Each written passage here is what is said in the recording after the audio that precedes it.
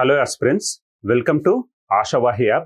As you already know that we are providing exclusive current affairs for groups, that is Group 1, Group 2, Group 3 and Group 4 for both Telugu states, that is Telangana and Andhra Pradesh.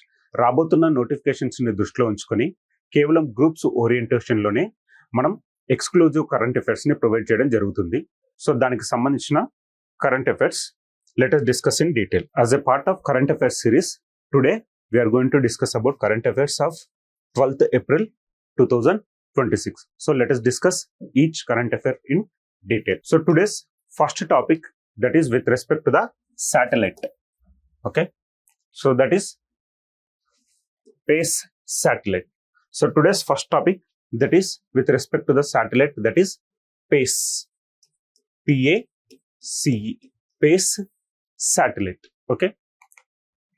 Recent findings reveal that NASA's plankton, aerosol, cloud and ocean ecosystem satellite. So what is the full form of space?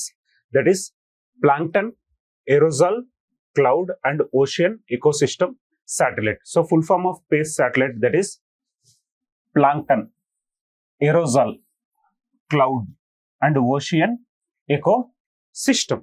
దాన్ని మనం full form ఏమంటున్నాం, space satellite అంటున్నాం. So the space satellite by NASA. So recently space satellite న్యూస్లో ఉంది. So దేనికి సంబంధించిందో చూద్దాం. So recently findings reveal that NASA's space satellite can detect nitrogen dioxide. So ఇప్పటి వరకు వాళ్ళు చూసింది ఏంటి, plankton, aerosol, cloud and ocean ecosystem పైననే ఇది మానిటర్ చేస్తుంది అని చూసాం. బట్ రీసెంట్లీ నైట్రోజన్ డైఆక్సైడ్ ను కూడా ఇది ఐడెంటిఫై చేయడం జరుగుతుంది. So it can also detect nitrogen dioxide pollution at highly refined scale. So plankton, aerosol, cloud and ocean ecosystem తో పాటు పొల్యూటెంట్ అయినటువంటి నైట్రోజన్ డైఆక్సైడ్ ని కూడా ఇది ఐడెంటిఫై చేయడం స్టార్ట్ అయింది. So space satellite can now detect nitrogen dioxide pollution at highly refined scale. So this advancement enables scientists to pinpoint emissions from individual factories and major highway corridors, marking a significant leap in air quality monitoring and environmental research. So ఈ nitrogen dioxide ఏ factory నుంచి ఎక్కువ వస్తుంది, ఏ కారిడార్లో ఎక్కువ వస్తుంది అనేది ఇప్పుడు సైంటిస్టులు ఈజీగా కనుగొనవచ్చు. So now the space satellite can now detect nitrogen dioxide. So it can enable the scientist to pinpoint emissions from individual factories and major corridors from where nitrogen dioxide is emitting. So ఎక్కువగా emissions ఎక్కడి నుంచి వస్తున్నాయి, ఏ factory నుంచి వస్తున్నాయి లేదా ఏ corridor నుంచి మనకు ఈ నైట్రోజన్ డైఆక్సైడ్ ఎమిషన్స్ వస్తున్నాయి అనేది ఇప్పుడు ఈజీగా గుర్తించవచ్చు. దానికి కారణం ఏంటి, స్పేస్ శాటిలైట్. సో నాసా వాళ్ళు ప్రయోగించిన space satellite. Next about space satellite machine.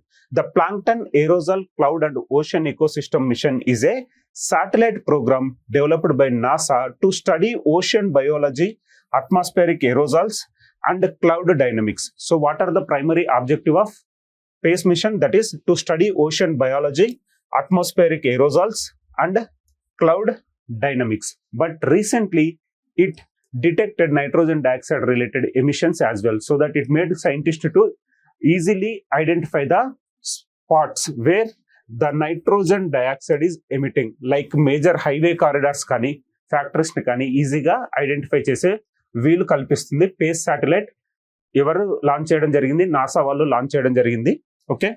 Next, it was launched in February 2024 into a sun synchronous orbit, allowing consistent global observations under similar highlighting conditions. So ఎప్పుడు ఇది launch చేయడం జరిగింది, February 2024లో launch చేశారు. Almost మనకు 2 years అవుతుంది. So ఇప్పుడు space satellite recently detected nitrogen dioxide pollution at high refinery points. So ఎక్కడి నుంచి అయితే ఈ పొల్యూషన్ ఎక్కువగా వస్తుందో కూడా ఇప్పుడు మనం ఈజీగా ఐడెంటిఫై చేయడం జరుగుతుంది. నాసా వాళ్ళు ప్రయోగించారు. ఎప్పుడు ప్రయోగించారు, February 2024 2024 ఫిబ్రవరిలో వాళ్ళు ప్రయోగించారు.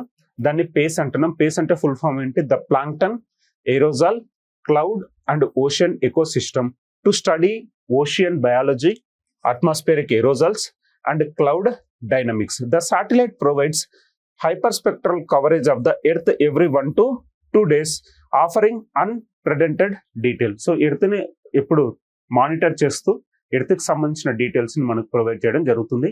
శాటిలైట్ పేరేంటి? PACE satellite. సో ఏదైనా శాటిలైట్ మనకు న్యూస్ లో ఉన్నప్పుడు అది నాసా వాళ్ళు ప్రయోగించిందా, ఇస్రో ప్రయోగించిందా, రష్యానా, కెనడానా, జపానా, ఇలాంటివన్నీ చాలా ఇంపార్టెంట్. సో నాసా వాళ్ళు ప్రయోగించిన PACE satellite recently it detected nitrogen dioxide spots. So ఇటీవల పరిశోధనల ప్రకారం నాసా యొక్క ప్లాంక్టన్ ఏరోజాల్ క్లౌడ్ మరియు ఓషన్ ఎకోసిస్టమ్ ఉపగ్రహం ఇప్పుడు నైట్రోజన్ డయాక్సైడ్ కాలుష్యాన్ని అత్యంత సూక్ష్మ స్థాయిలో గుర్తించగలదని వెల్లడైంది. సో ఇప్పటివరకు ఏంటిది? ప్లాంక్టన్, ఏరోజాల్, క్లౌడ్ మరియు ఓషన్ ఎకోసిస్టమ్ ఉపగ్రహమే. బట్ రీసెంట్ గా నైట్రోజన్ డయాక్సైడ్ కాలుష్యాన్ని అత్యంత సూక్ష్మ స్థాయిలో గుర్తించగలదని వెల్లడవడం జరిగింది. సో ఈ పురోగతి శాస్త్రవేత్తలు ఒక్కో కర్మాగారం మరియు ప్రధాన రహదారి మార్గాల నుండి వెలువడే ఉద్గారాలను ఖచ్చితంగా గుర్తించడానికి వీలు కల్పిస్తుంది. సో ఇప్పుడు ఈ శాటిలైట్ వల్ల మనకు ఎక్కడి నుంచి ఎక్కువగా నైట్రోజన్ డయాక్సైడ్ అనేది రిలీజ్ అవుతుంది, ఈ ఉద్గారాలు ఎక్కడి నుంచి ఎక్కువగా వస్తున్నాయి, ఏ ఫ్యాక్టర్స్ నుంచి ఎక్కువగా వస్తున్నాయి అనేది కూడా శాస్త్రవేత్తలు ఈజీగా ఐడెంటిఫై చేయడానికి వీలు కల్పిస్తుంది. ఆ శాటిలైట్ ను మనం ఏమంటున్నాం? పేస్ శాటిలైట్ అంటున్నాం. సో ఇది వాయు నాణ్యత. సో ప్రైమరీ ఆబ్జెక్టివ్ ఏంటి? వాయు నాణ్యత పర్యవేక్షణ మరియు పర్యావరణ పరిశోధనలో ఒక ముఖ్యమైన ముందడుగును సూచిస్తుంది. సో ఇప్పుడు నైట్రోజన్ డయాక్సైడ్ ని డిటెక్ట్ చేసిందంటే మనకు ఈ వాయు నాణ్యత పైన పర్యవేక్షణ మరియు పర్యావరణ పరిశోధనలో ఇది ఒక కీలకమైన ముందడుగుగా మనం భావించవచ్చు. నెక్స్ట్ పేస్ ఉపగ్రహం మిషన్ గురించి. ప్లాంక్టన్, ఏరోజల్, క్లౌడ్ మరియు ఓషన్ ఎకోసిస్టమ్ మిషన్ అనేది సముద్ర జీవశాస్త్రం, ఓషన్ బయాలజీ, వాతావరణ ఏరోజల్స్ మరియు మేఘాల గతిశీలతను అధ్యయనం చేయడానికి నాసా అభివృద్ధి చేసిన ఒక ఉపగ్రహ కార్యక్రమం. సో దేనికోసం? జీవశాస్త్రం, సముద్రానికి సంబంధించిన జీవశాస్త్రం, వాతావరణ ఏరోజల్స్ మరియు మేఘాల గతిశీలతను అధ్యయనం చేయడం కోసం నాసా వాళ్ళు 2024 ఫిబ్రవరిలో ప్రయోగించినటువంటి ఒక ఉపగ్రహం. సో ఇప్పుడు నైట్రోజన్ డయాక్సైడ్ కాలుష్యాన్ని కూడా అత్యంత సూక్ష్మంగా గుర్తించగలదని వెల్లడవడం జరిగింది. తద్వారా మనం ఎక్కడి నుంచి ఎక్కువగా ఎమిషన్స్ వస్తున్నాయి, ఆ కారిడార్స్ ఎక్కడి నుంచి వస్తున్నాయి అనేది కూడా మనం ఈజీగా ఐడెంటిఫై చేయడానికి వీలు కల్పిస్తుంది. శాటిలైట్ పేరేంటి? పేస్. శాటిలైట్ పేరేంటి? పేస్. బట్ ప్రీవియస్ క్లాస్ లో మనం డిస్కస్ చేసిన శాటిలైట్ కూడా ఇంకొకటి ఉంది. స్వాట్ అనే శాటిలైట్ గురించి కూడా ప్రీవియస్ క్లాసెస్ లో మనం డిస్కస్ చేసాం. ఈ స్వాట్ కూడా మనకేంటి? పిక్చర్స్ ని ఎర్త్ కి సంబంధించిన దాన్ని మనం ఏమంటున్నాం? ఎర్త్ మానిటరింగ్ శాటిలైట్ అంటున్నాం. Earth observatory or monitoring satellite అంటున్నాం. ఇది కూడా నాసా మరియు కెనడా ఇద్దరు సంయుక్తంగా లాంచ్ చేసిన శాటిలైట్ ఏంటి? రీసెంట్ గా మనం డిస్కస్ చేసింది స్వాట్ శాటిలైట్ డిస్కస్ చేసాం. ఆ ఓషియన్ ట్రోపోగ్రఫీకి సంబంధించిన పిక్చర్స్ ని మనకు టైం టు టైం సెండ్ చేసే స్వాట్ శాటిలైట్ గురించి డిస్కస్ చేసాం ప్రీవియస్ క్లాసెస్ లో. ఈ రోజు పేస్ శాటిలైట్ గురించి డిస్కస్ చేస్తున్నాం. స్వాట్ వచ్చేసి సేమ్ నాసా మరియు కెనడాకు సంబంధించిన ఒక శాటిలైట్. సో అది ఓషియన్ ట్రోపోగ్రఫీ. సో ఓషియన్ ట్రోపోగ్రఫీ అంటే ఏంటి? సముద్ర ఉపరితలం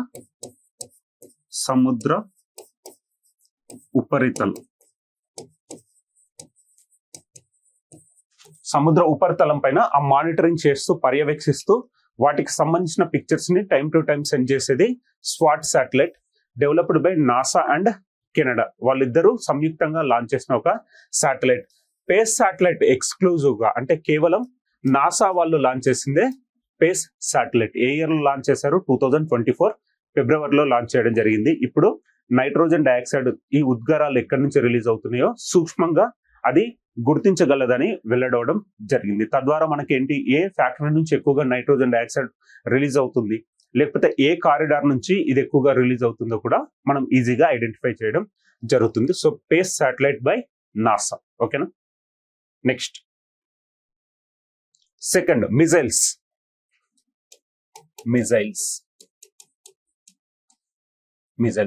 very very important chapter in terms of science and technology. So missiles గురించి మనకు ఎక్కువగా క్వశ్చన్స్ అడిగే ఛాన్సెస్ ఉన్నాయి.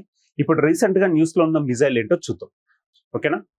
సో హసంగ్ 11 అనేది రీసెంట్ గా న్యూస్ లో ఉండే మిజైల్. సో ఏ దేశానికి సంబంధించి చూద్దాం.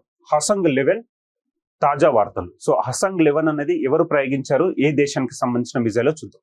So North Korea recently conducted a series of weapons test including the launch of హసంగ్-11 fitted with a cluster munition war head. So simple గా పేరు గుర్తుపెట్టుకోండి, హసంగ్-11. సో హసంగ్-11 అనేది రీసెంట్ గా ఏ దేశం ప్రయోగించిన మిజైల్ అంటే మనకు నార్త్ కొరియా, ఉత్తర కొరియా వాళ్ళు ప్రయోగించిన మిజైల్. దాన్ని మనం ఏమంటున్నాం, హసంగ్-11 అంటున్నాం, హసంగ్-11. సో ఉత్తర కొరియా ఇటీవల క్లస్టర్ మ్యూనిషన్ వార్ హెడ్ తో కూడిన హసంగ్-11 ను ప్రయోగించడంతో సహా పలు ఆయుధ పరీక్షలను నిర్వహించింది. సో ఖచ్చితంగా గుర్తుపెట్టుకోవాల్సింది ఏంటి, హసంగ్-11 అనేది రీసెంట్ గా ఏ దేశం ప్రయోగించిన మిజైల్ అంటే మనకు నార్త్ కొరియా ప్రయోగించిన మిజైల్. సో మిజైల్స్ లో మనకు చాలా రకాలు ఉంటాయి. సో మిజైల్స్ వచ్చేసి మనకు బ్యాలిస్టిక్ మిజైల్ ఉంటుంది, క్రూయిజ్ మిజైల్ ఉంటుంది, బ్యాలిస్టిక్ మిజైల్స్ ఉంటాయి, క్రూయిజ్ మిజైల్స్ ఉంటాయి. అదేవిధంగా subsonic, supersonic, hypersonic,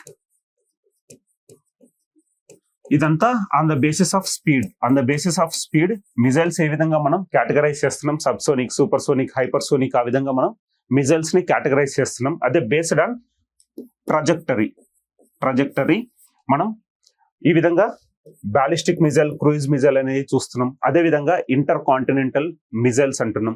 so ballistic అంటే ఏంటి, క్రూయిజ్ మిజైల్ ఏంటి, సబ్సోనిక్, సూపర్సోనిక్, హైపర్సోనిక్ అనేది ఏంటి అంటే జిఎస్ పాయింట్ ఆఫ్ వ్యూలో ఖచ్చితంగా వీటి గురించి సరైన అవగాహనను తెలుసుకోండి. బికాస్ మిజైల్స్ గురించి మనకు అడిగినప్పుడు బేసిక్స్ అడుగుతారు, ఎట్ ద సేమ్ టైం ఇలాంటి అప్డేటెడ్ వర్షన్స్ కూడా అడగడం జరుగుతుంది.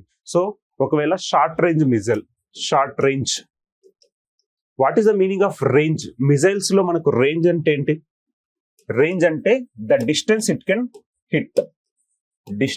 కెన్ హిట్, సపోజ్ ఏ అనే మిజైల్ రేంజ్ వచ్చేసి మనకు 100 కిలోమీటర్స్ అన్నాం అనుకోండి. అంటే ఏ అనే మిజైల్ రేంజ్ 100 కిలోమీటర్స్ అంటే ఒకవేళ టార్గెట్ అనేది 100 కిలోమీటర్స్ లోపల ఎక్కడన్నా ఉన్నా ఈ ఏ అనే మిజైల్ దానిని ఛేదిస్తుంది అని అర్థం. సో టార్గెట్ అంటే మనం ఈ టార్గెట్ ని రీచ్ అవడం కోసం ట్రావెల్ చేసే డిస్టెన్స్ ని మనం రేంజ్ అంటున్నాం. ఒకవేళ మిజైల్ రేంజ్ 1000 కిలోమీటర్స్ ఉందనుకోండి, టార్గెట్ మనకు 1000 కిలోమీటర్స్ దూరంలో ఉన్నా కానీ దాన్ని ఛేదించే మిజైల్ అని అర్థం. అంటే depending on the distance missiles కొన్ని రకాలుగా ఉన్నాయి. Depending on the trajectory motion మనకు బ్యాలిస్టిక్, క్రూయిజ్ మిజైల్స్ ఏ విధంగా ఉన్నాయో, depending on the sound, subsonic, supersonic, hypersonic, so max speed ని డిపెండ్ చేసుకొని కూడా డిఫరెంట్ క్లాసిఫికేషన్ ఆఫ్ మిజైల్స్ ఉన్నాయి. అదే విధంగా సర్ఫేస్ టు సర్ఫేస్ మిజైల్స్ అంటాం. సర్ఫేస్ టు సర్ఫేస్ మిజైల్స్ అంటే ఏంటి? మనం ప్రయోగించే మిజైల్ సర్ఫేస్ నుంచి అంటే భూ ఉపరితలంలో నుంచి మనం ప్రయోగం చేస్తున్నాం. టార్గెట్ కూడా మనకు సర్ఫేస్ పైన ఉంటుంది, భూమి పైన ఉంటుంది. దాన్ని సర్ఫేస్ టు సర్ఫేస్ మిజైల్ అంటున్నాం. అదేవిధంగా సర్ఫేస్ టు ఎయిర్ మిజైల్ అంటే ఏంటి? మనం ప్రయోగించే మిజైల్ సర్ఫేస్ అంటే భూమి సర్ఫేస్ నుంచి ఉంటుంది, మన టార్గెట్ ఎక్కడ ఉంటుంది? ఎయిర్ లో ఉంటుంది. దాన్ని మనం ఏమంటున్నాం? సర్ఫేస్ టు ఎయిర్ మిజైల్ అంటున్నాం. సర్ఫేస్ టు సర్ఫేస్ మిజైల్ అంటే మనం ప్రయోగించే మిజైల్ సర్ఫేస్ నుంచి ఉంటుంది, మనం ఛేదించాల్సిన టార్గెట్ కూడా సర్ఫేస్ పైన ఉంటుంది. దాన్ని సర్ఫేస్ టు సర్ఫేస్ మిజైల్ అంటున్నాం. ఒకవేళ మనం ప్రయోగించేది సర్ఫేస్ నుంచి, భూమిపై నుంచి ప్రయోగం జరుపుతున్నాం, మన టార్గెట్ ఎయిర్ లో ఉంటే దాన్ని ఏమంటున్నాం? సర్ఫేస్ టు ఎయిర్ మిజైల్ అంటున్నాం. So depending on different respective conditions మనకు missiles are categorized into different types. అందులో మనకు బ్యాలిస్టిక్ మిజైల్ కావచ్చు, క్రూయిజ్ మిజైల్ కావచ్చు, లేకపోతే subsonic missile, supersonic missile, hypersonic missile, short range, medium range, అదే ఇంటర్ కాంటినెంటల్ అంటే ఖండాంతర క్షిపణి అంటాం. సో క్షిపణి రకాల గురించి నేర్చుకోండి. క్షిపణి రకాలు, బ్యాలిస్టిక్ అంటే ఏంటి, క్రూయిజ్ అంటే ఏంటి, షార్ట్ రేంజ్, మీడియం రేంజ్, మధ్యంతర, స్వల్ప శ్రేణి, మధ్యంతర శ్రేణి, అదేవిధంగా ఖండాంతర క్షిపణి, ఇలాంటివన్నీ చూడండి. అదేవిధంగా ఇప్పుడు న్యూస్ లో ఉన్నది ఏంటి? మనకు హసంగ్-11 అనే మిజైల్ ఏ దేశానికి సంబంధించింది? నార్త్ కొరియాకు సంబంధించిన హసంగ్-11. సో రీసెంట్ గా ఒక 1 month బ్యాక్ మనం డిస్కస్ చేసింది ఏంటి? ఒరెన్షిక్ మిజైల్ ఎవరికి సంబంధించింది? రష్యాకు సంబంధించింది. సో ఒరెన్షిక్ మిజైల్ ఎవరికి సంబంధించింది? రష్యాకు సంబంధించిన మిజైల్. సో ఏదైనా మిజైల్ న్యూస్ లో ఉన్నప్పుడు దానికి సంబంధించిన డీటెయిల్స్ చూడండి. సో ఒరెంచిక్ మిజైల్ వచ్చేసి రష్యాకు సంబంధించింది. అదేవిధంగా మనకు ఇప్పుడు న్యూస్ లో ఉన్న హసంగ్ 11 అనేది నార్త్ కొరియా ప్రయోగించిన missile. Next ALH MK3 helicopter.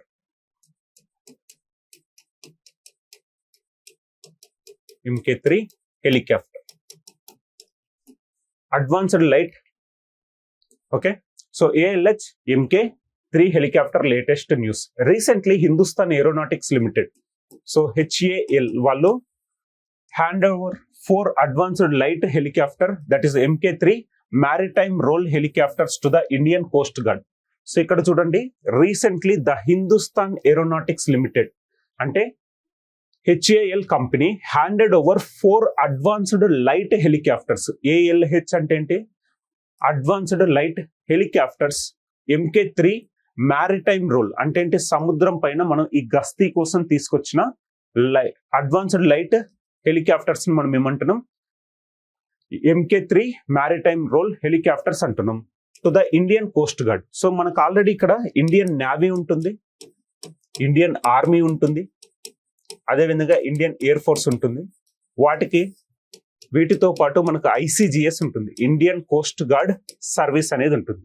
So ఇక్కడ HAL వాళ్ళు ప్రిపేర్ చేసిన, మ్యానుఫ్యాక్చరింగ్ చేసిన అడ్వాన్స్డ్ లైట్ హెలికాప్టర్ MK3ని HAL రీసెంట్ గా ICGS కి హ్యాండ్ ఓవర్ చేయడం జరిగింది. సో ICGS ఏంటి? ఇండియన్ కోస్ట్ గార్డ్ సర్వీస్ అంటున్నాం. ఇండియన్ కోస్ట్ గార్డ్ సర్వీస్ అంటే ఆ తీర ప్రాంతంలో గస్తీ కోసం నిర్వహించే ఈ హెలికాప్టర్స్ ని మనం ALH అంటున్నాం, advanced light helicopters MK3 developed by HAL. So Hindustan aeronautics Limited వాళ్ళు డెవలప్ చేశారు, రీసెంట్ గా ICGS కి ఇవ్వడం జరిగింది. సో అడ్వాన్స్డ్ లైట్ హెలికాప్టర్స్ అంటుంది. Next about advanced light helicopter MK3, let us discuss. It is the maritime variant of indigenous Dhruv advanced helicopters.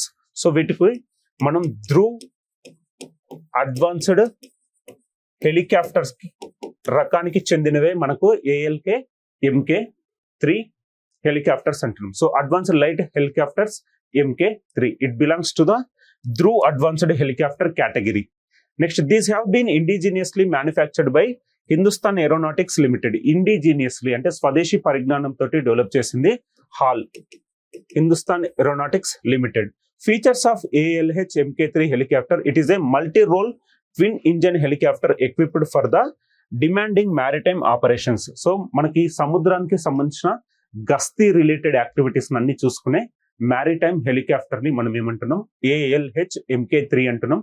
ఆ ALH అంటే ఏంటి? Advanced light helicopter MK3 developed by HAL, hall వాళ్ళు దీన్ని develop చేయడం జరిగింది.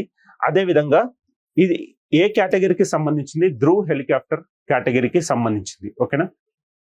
So ఇటీవల Hindustan aeronautics limited 4 advanced light helicopter Mark 3 maritime role హెలికాప్టర్లను Indian Coast guard కి అప్పగించింది, ICGS కి అప్పగించడం జరిగింది, ఇండియన్ కోస్ట్ గార్డ్ కి. సో ఇది స్వదేశీ ధ్రువ్ అడ్వాన్స్డ్ హెలికాప్టర్ యొక్క సముద్ర సంబంధిత వేరియంట్. సో ఏ కేటగిరీకి సంబంధించింది? ధ్రువ్ కేటగిరీకి సంబంధించింది. బట్ సముద్రం వేరియంట్ ని మనం ఏమంటున్నాం? ALH MK3 అంటున్నాం, అడ్వాన్స్డ్ లైట్ హెలికాప్టర్ MK3 అంటున్నాం. డెవలప్ చేసింది ఎవరు? మనకు HAL, Hindustan aeronautics limited. So ఏ కేటగిరీకి సంబంధించినవి? ధ్రువ్ కేటగిరీకి సంబంధించింది. బట్ ఈ సముద్రానికి సంబంధించిన వేరియంట్ పేరు మనం ఏమంటున్నాం? ALH MK3 అంటున్నాం.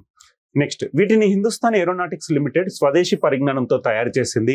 ఇది క్లిష్టమైన సముద్ర కార్యకలాపాల కోసం రూపొందించబడిన బహుళ ప్రయోజనాలు గల 2 ఇంజన్ల హెలికాప్టర్. సో సింపుల్ గా గుర్తుపెట్టుకోండి, ALH MK3 అనేది ఏంటి? Advanced light helicopter manufactured by HAL, Hindustan aeronautics Limited వాళ్ళు తయారు చేసిన ఒక అడ్వాన్స్డ్ లైట్ హెలికాప్టర్. ఇది ఏ ఫ్యామిలీకి సంబంధించింది? ఏ కేటగిరీకి సంబంధించింది అంటే ధ్రువ్ హెలికాప్టర్ కేటగిరీకి సంబంధించింది. బట్ ఈ సముద్రం కోసం రూపొందించిన వేరియంట్ ఏంటి అంటే మనకు ALH MK3. అసలు ICGS అంటే ఏంటో చూద్దాం. సో మనం ఇండియన్ ఆర్మీ ఉంటుంది, నేవీ ఉంటుంది, అదేవిధంగా ఎయిర్ ఫోర్స్ ఉంటుంది. దానికి అనుబంధంగా మనకు ICGS ఉంటుంది, ఇండియన్ కోస్ట్ గార్డ్ సర్వీస్ ఉంటుంది. So Indian Coast guard service అంటే ఏంటో చూద్దాం. It is maritime armoured force operating under the ministry of defence government of India. So respective ministry ఏంటి? Ministry of defence. It established in the year February 1st in the year 1977 on February 1st. ఫిబ్రవరి 1, 1977 ఇది ఎస్టాబ్లిష్ చేయడం జరిగింది. But it was formerly established. So first establish అయింది ఎప్పుడు? 1997. Official గా establish అయింది ఎప్పుడు? 1978 అఫీషియల్ గా ఎస్టాబ్లిష్ అయింది under A act called the coast guard act 1978. So first normal గా ఎస్టాబ్లిష్ అయింది ఎప్పుడు? 1977 అప్పుడు. బట్ అఫీషియల్ గా ఎప్పుడు ఎస్టాబ్లిష్ అయిందంటే according to 1978 coast guard act ద్వారా ఎస్టాబ్లిష్ అయింది. సో అఫీషియల్ గా ఎప్పుడు ఎస్టాబ్లిష్ అయిందంటే 1978 as an independent armoured force of India. Functions. ICGS was envisioned to address emerging maritime challenges and safeguard India's expanding maritime interest. So తీర ప్రాంతంలో గస్తీ కోసం మనం ICGS ని నిర్వహించడం జరుగుతుంది. Indian Coast guard service. Head quarters ఎక్కడ ఉంటున్నాయి? న్యూఢిల్లీలో హెడ్ క్వార్టర్స్ ఉంటున్నాయి. అదేవిధంగా పేరు వయం రక్షం. సో మోటో ఏంటి? వయం రక్షం. వి ప్రొటెక్ట్ అనే మోటో తోటి వీళ్ళు వెళ్ళడం జరుగుతుంది. వయం రక్షం వి ప్రొటెక్ట్ అనేది మోటో ఆఫ్ ICGS. సో భారత తీర రక్షక దళం ఇది భారత ప్రభుత్వ రక్షణ మంత్రిత్వ శాఖ ఆధ్వర్యంలో పనిచేసే ఒక సముద్ర సాయుధ దళం. దీనిని 1977 ఫిబ్రవరి 1న ఏర్పాటు చేయడం జరిగింది. బట్ 1978 కోస్ట్ గార్డ్ చట్టం ద్వారా దీనిని 1978లో భారతదేశపు స్వతంత్ర సాయుధ దళంగా అధికారికంగా స్థాపించారు. సో అధికారికంగా ఏ ఇయర్ లో స్థాపించారు? 1978లో స్థాపించారు according to the 1978 coast guard act. 1978 coast guard చట్టం ప్రకారం 1978లో అధికారికంగా స్థాపించారు. సో దానికంటే ముందే February 1, 1977 ఇది ఏర్పాటు అవడం జరిగింది. బట్ అధికారికంగా మనకి ఎప్పుడు ఏర్పాటు చేయడం జరిగింది? 1978లో అధికారికంగా ఏర్పాటు చేయడం జరిగింది. సో 1978 కోస్ట్ గార్డ్ చట్టం ప్రకారం దీన్ని ఏర్పాటు చేయడం జరిగింది. అదేవిధంగా ప్రధాన కార్యాలయం న్యూఢిల్లీలో ఉండడం జరుగుతుంది. వాళ్ళ మోటో ఏంటి? వయం రక్షం వి ప్రొటెక్ట్ అనే మోటో తోటి వీళ్ళు ముందుకు వెళ్ళడం జరుగుతుంది. సో ఈ రోజు మనం డిస్కస్ చేసిన టాపిక్ ఏంటి? Advanced light helicopter, that is MK3 develop చేసింది ఎవరు? HAL కంపెనీ డెవలప్ చేసింది for the purpose of ICGS. So Indian coast guard వాళ్ళకు ఇచ్చిన ఒక విమానం. ఓకేనా? స్వదేశీ పరిజ్ఞానంతో డెవలప్ చేసిన ఒక విమానం. ధ్రువ్ కేటగిరీకి సంబంధించింది. బట్ ఆ ధ్రువ్ కేటగిరీకి సంబంధించిన సముద్ర వేరియంట్ ని మనం ఏమంటాం? ALH MK3 అని పిలవడం జరుగుతున్నాం. ICGS ఎప్పుడు ఏర్పాటైంది? 1977లో. బట్ అధికారికంగా 1978లో ఏర్పాటైంది ICGS. సో నెక్స్ట్ న్యూస్ లో ఉన్న ఒక స్పెసిస్. సో దీన్ని మనం ఏమంటున్నాం? లైకెన్ అంటున్నాం. సో లైకెన్ న్యూస్ లో ఉన్న స్పెసిస్, తర్వాత లైకెన్. వీటి రెండింటికి ఉన్న సంబంధం ఏంటో చూద్దాం. సో కారీబు, దీన్ని మనం ఏమంటున్నాం? కారీబు అంటున్నాం. సో జింకలా ఉండేదాన్ని మనం ఏమంటున్నాం? కారీబు అంటున్నాం. ఎక్కడ ఉంటుందో చూద్దాం. కారీబు తాజా వార్తలు. పరిశోధకుల అధ్యయనం ప్రకారం ఆర్కిటిక్ అంతటా లైకెన్ క్షీణిస్తూనే ఉంది మరియు కారీబు జనాభా శీతాకాలంలో మనుగడ సాగించడానికి ఇబ్బంది పడవచ్చు. సో ఇక్కడ లైకెన్ అంటే ఏంటి? ఇది. సో ఈ విధంగా మనకి ఎక్కడైతే ఈ పాచి లాగా ఉంటుంది కదా, ఈ నార లాంటి దాన్ని మనం లైకెన్ అంటున్నాం. సో లైకెన్ అంటే మనకి చెట్ల పైన కానీ లేకపోతే మనకు ఆ భూమి పైన అక్కడక్కడ ఆ భాగాలలో పెరిగే ఈ నాచును మనం ఏమంటున్నాం? లైకెన్ అంటున్నాం. ఈ లైకెన్ పైన ఆధారపడి జీవించే జీవిని మనం ఏమంటున్నాం? కారీబు అంటున్నాం. ఈ కారీబు ఏ ప్రాంతానికి సంబంధించింది, ఎక్కడెక్కడ ఉంటుందో చూద్దాం. సో పరిశోధకుల అధ్యయనం ప్రకారం ఆర్కిటిక్ అంతటా లైకెన్ క్షీణిస్తూనే ఉంది మరియు కారీబు జనాభా శీతాకాలంలో మనుగడ సాధించడానికి ఇబ్బంది పడవచ్చు. సో ఈ లైకెన్ పైన డిపెండ్ అయ్యి, అంటే ఈ లైకెన్ ను ఆహారంగా తింటూ జీవించే జీవి కారీబు. ఈ లైకెన్ క్షీణించడం వల్ల మనకు ఈ కారీబు కూడా ఈ మనుగడ కష్టమవుతుంది అని చెప్పేసి చూస్తున్నాం. ఇది ఏ ప్రాంతానికి సంబంధించింది? ఆర్కిటిక్ ప్రాంతానికి సంబంధించిన జీవి కారీబు అంటున్నాం. ఇది ఈ నాచు పైన డిపెండ్ అయ్యి జీవించే ఒక జీవి. సో ఈ నాచును మనం ఏమంటున్నాం? టెక్నికల్ గా లైకెన్ అంటున్నాం. ఈ లైకెన్ పై ఆధారపడి జీవించే జీవి కారీబు, ఆర్కిటిక్ ప్రాంతానికి సంబంధించింది. ఇప్పుడు ఈ లైకెన్ అనేది క్షీణించడం వలన ఇది డైరెక్ట్ గా ఇంపాక్ట్ ఎక్కడ పడుతుంది, కారిబు లైఫ్ స్టైల్ పైన ఎఫెక్ట్ పడుతుంది అని చెప్పేసి ఒక రిపోర్ట్ రావడం జరిగింది. ఇది సెర్విడే లేదా జింకల కుటుంబానికి చెందిన ఒక జాతి. ఇది కారిబు బిలాంగ్స్ టు ద సెర్విడే ఫ్యామిలీ. సెర్విడే లేదా జింకల కుటుంబానికి చెందిన ఒక జాతి. శాస్త్రీయ నామం. సో ఏదైనా స్పెసిస్ న్యూస్ లో ఉన్నప్పుడు మనకు దానికి సంబంధించిన సైంటిఫిక్ నేమ్ అనేది చాలా ఇంపార్టెంట్. రంగిఫెర్ టారండస్. రంగిఫెర్ టారండస్ అనేది scientific name of కారిబు. రంగిఫెర్ tarandus. So రంగిఫెర్ టారండస్ అనేది సైంటిఫిక్ పేరు. ఇది ఆర్కిటిక్, సబార్కిటిక్, టండ్రా, బోరియల్ మరియు పర్వత ప్రాంతాలలో జీవిస్తుంది. సో ఈ ఆవాసం ఎక్కడ ఉంటుంది? ఆర్కిటిక్, సబార్కిటిక్, టండ్రా, బోరియల్ మరియు పర్వత ప్రాంతాలలో ఎక్కువగా ఇది జీవించడం జరుగుతుంది. ఏ ఏ దేశాలలో ఉంది? ఇది గ్రీన్లాండ్, స్కాండినేవియా, రష్యా, అలాస్కా మరియు కెనడాలో కనిపిస్తుంది. సో ఆవాసం ఇక్కడ subarctic, Arctic region, at the same time tundra ప్రాంతాలలో, బోరియల్ ప్రాంతాలలో ఎక్కువగా కనిపిస్తుంది. ఒకవేళ మనం దేశాల ప్రకారంగా చూసుకుంటే గ్రీన్లాండ్, స్కాండినేవియా, రష్యా, అలాస్కా మరియు కెనడాలో కనిపిస్తుంది. సింపుల్ గా లైకెన్ పై ఆధారపడి జీవించే ఆర్కిటిక్ ప్రాంతానికి సంబంధించిన కారిబు అనే ఒక జీవి ఇప్పుడు ఆ లైకెన్ క్షీణించడం వలన రాబోతున్న కాలాలలో ఇది ముప్పు ఎదుర్కొనబోతుంది అని చెప్పేసి శాస్త్రవేత్తలు ఇచ్చిన ఒక రిపోర్ట్. సో శాస్త్రీయ నామం ఏంటి? Rangifer tarandus. Rangifer tarandus. So caribou latest news. According to a study by researchers, lichen continues to decline across the Arctic and caribou populations could struggle to survive in the winter. So ఎప్పుడైతే ఈ lichen decline అవుతుందో ఈ effect direct గా ఈ కారిబు అనే జీవి పైన పడుతుంది. వారి మనుగడ చాలా క్లిష్టం అవుతుంది అని చెప్పేసి ఒక రిపోర్ట్ ఇవ్వడం జరిగింది. It is a species of Cervidae or deer family. So ఇది సెర్విడే ఆర్ జింకల ఫ్యామిలీకి సంబంధించింది. అంటే ఆ రకానికి సంబంధించిన, ఆ కుటుంబానికి సంబంధించిన ఒక జాతి. So it belongs to Cervidae or deer family. So scientific name ఏంటి మనకు? రంగిఫెర్ టారండస్. రంగిఫెర్ టారండస్ అనేది సైంటిఫిక్ నేమ్. రంగిఫెర్ టారండస్. ఇది ఎక్కువగా కనిపిస్తుంది అంటే it survives in Arctic, subarctic, tundra, boreal and mountainous reason లో ఎక్కువగా కనిపిస్తుంది కారిబు. బై సైంటిఫిక్ నేమ్ ఏంటి మనకు? రంగిఫెర్ టారండస్ అనేది సైంటిఫిక్ నేమ్. ఇది ఎక్కడ కనిపిస్తుంది మనకు? Arctic, subarctic, tundra, boreal and mountainous regions లో ఎక్కువ కనిపిస్తుంది. At the same time distribution ఏంటి? It is found in Greenland, Scandinavia, Russia, Alaska and Canada దేశాలలో మనం చూస్తున్నాం. సింప్లీ రిమెంబర్, కారిబు అనే ఒక జీవి. సైంటిఫిక్ నేమ్ ఏంటి? రంగిఫెర్ టారండస్. లైకెన్ పై ఆధారపడి జీవించే ఒక జింక జాతికి సంబంధించిన ఫ్యామిలీ. సెర్విడే కుటుంబానికి సంబంధించిన ఒక జింక. ఈ లైకెన్ క్షీణించడం వలన మనకు ఈ మనుగడ కష్టం అవుతుంది అని చెప్పేసి చూస్తున్నాం. సో స్పెసిస్ న్యూస్ లో ఉన్నప్పుడు ఖచ్చితంగా గుర్తుపెట్టుకోవాల్సింది ఏంటి?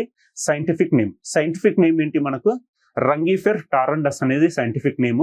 జనరల్ నేమ్ ఏంటి? కారిబు. ఇది ఎక్కువగా ఎక్కడ కనిపిస్తుంది మనకు? Arctic, subarctic, tundra, boreal and mountainous reason లో కనిపిస్తుంది. ఒకవేళ దేశాల ప్రకారంగా తీసుకుంటే గ్రీన్లాండ్, స్కాండినేవియా, అదేవిధంగా అలాస్కా, రష్యా మరియు కెనడాలో ఎక్కువగా కనిపిస్తున్న జీవి. సో రీసెంట్ గా మనం స్పెసిస్ గురించి డిస్కస్ చేసాం కాబట్టి Kugti wildlife sanctuary. Kugti wildlife sanctuary ఎక్కడుంది మనకు? హిమాచల్ ప్రదేశ్ లో ఉంది. Kugti wildlife sanctuary.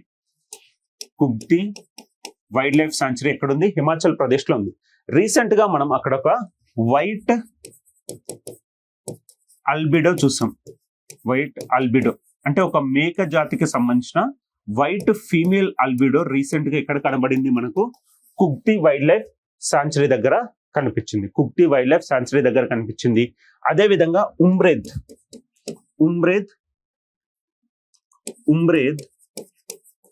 Wild life sanctuary. Umred wildlife శాంచురీలో మనకు కనిపించింది ఏంటి?